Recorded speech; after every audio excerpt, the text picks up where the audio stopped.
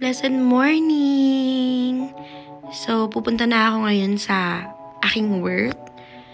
Ayan, pababa na po tayo ng hagdan. At pupunta tayo sa sala. May kukunin lang ako yung mga gamit ko sa work.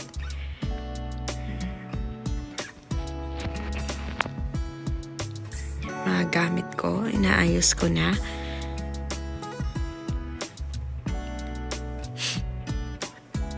At ayan, yung baonin ko ng tubig. Hindi kasi nakabili si hubby ng 1 liter na tubig. So, yan na lang muna sa ngayon. Okay. At ayan, yan yung bag ko sa work. Yan, nilagay ko na yung tubig. Ayan. Lagay-lagay lang muna tayo. Ayan. Para hindi naman tayo maputla papuntang work. Ayan, ayos-ayusin lang natin.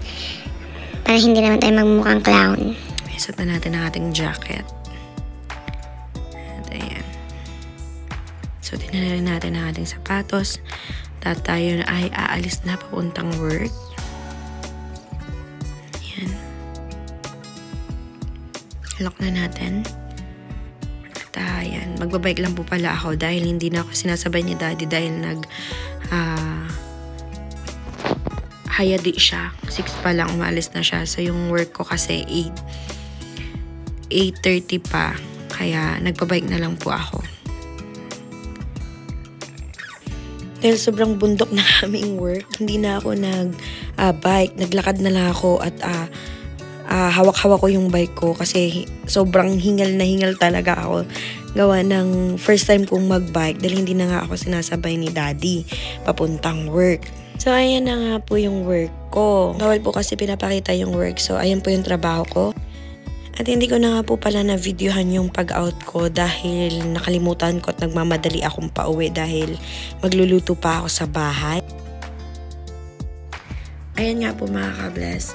Yun po yung daily routine namin. Sa Japan kasi, work is life. Kaya sa umaga pa lang, ay gigising ka na ng maagap at uuwi ka na ng gabi. Wala ka na makikitang araw. So, ayun lang po. Dito ko natatapusin ang aking vlog dahil magluluto na po ako ng ulam dahil gawa ng wala po si Daddy ngayon at pumunta siya ng church dahil meron po kami dapat na mentoring, hindi po ako nakasama. So, baka mag-o-online na lang nga po ako. Yun na nga lang po. Maraming salamat po. Apoy lagi po kayong sumubaybay sa aming vlog. At huwag pong kalimutan na mag-like, subscribe po sa aming YouTube channel ng aking asawa. Ayan, maraming salamat po. God bless you all and keep safe po. Bye-bye!